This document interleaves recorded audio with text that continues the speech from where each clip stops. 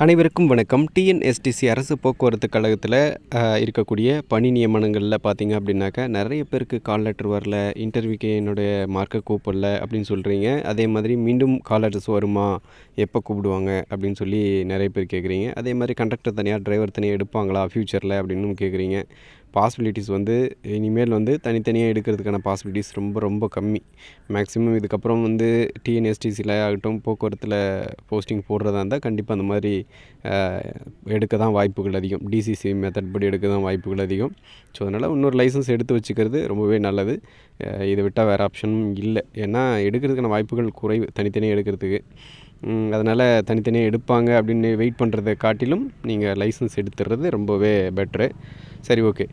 எப்படி இன்டர்வியூ நடந்துச்சு, அதே மாதிரி கால் லெட்டர் அகைன் வருமா, அகைன் எல்லாருக்கும் எப்படி இப்போ இன்டர்வியூஸ் கூப்பிட்ருக்கிறவங்களாகட்டும், அடுத்தடுத்த மண்டலத்தில் வர்றவங்களுக்காகட்டும் என்ன ப்ரொசீஜர்ஸ் நிறைய மண்டலத்தில் பண்ணியிருக்காங்க, எப்படி நடந்துச்சு அப்படின்ற விஷயத்த முதல்ல சொல்லிடுறேன்.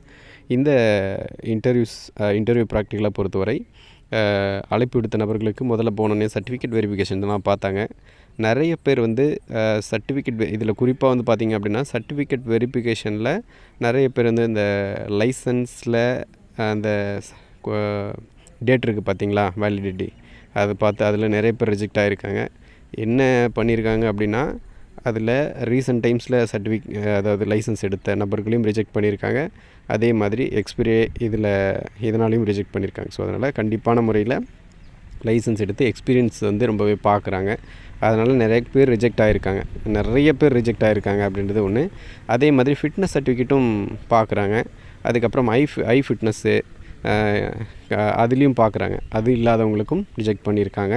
அதுக்கப்புறம் பார்த்திங்க அப்படின்னா ஹைட்டு செக் பண்ணுறாங்க. ஹைட்டில் நிறையவே டிஃப்ரெண்ட் இருக்குது அப்படின்னு சொல்லப்படுது.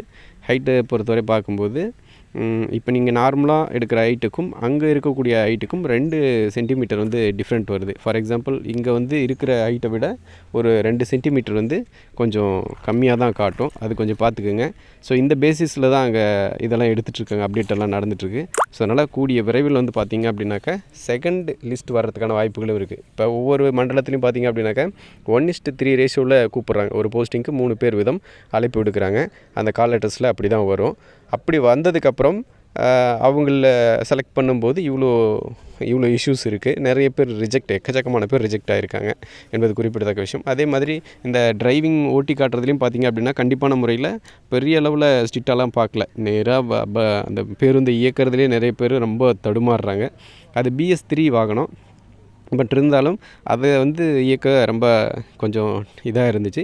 நிறைய பேர் அதை இயக்கிறதுலே சிரமப்பட்டாங்க அப்படின்றது யாராலையும் மறுக்க முடியாது. ஸோ அதையும் பெருசாக இந்த பேரில் இருக்கிறவங்க அட்டன் பண்ணாங்களா அப்படின்ற மாதிரி ஜஸ்ட் நோட் பண்ணிக்கிட்டாங்க. அதையும் ரொம்ப ஸ்ட்ரிக்டாலாம் செக் பண்ணலை அப்படின்றது தான் தற்போது இருக்கக்கூடிய உண்மை. சரி, ஓகே. அதனால் எல்லோரும் தெரிஞ்சிக்க வேண்டிய முக்கியமான விஷயம், அடுத்து இப்போ எடுத்த மாவட்டங்களாகட்டும், எடுத்த மண்டலங்களாகட்டும், அடுத்த செட் ஆஃப் கால் லெட்டர்ஸ் வருமா, எடுப்பாங்களான்னா கண்டிப்பாக எடுக்க வாய்ப்புகள் மிக மிக அதிகம். ஏன்னா நிறைய பேர் போனவங்க ரிஜெக்ட் ஆகிருக்காங்க அப்படின்ற ஒரு விஷயம்.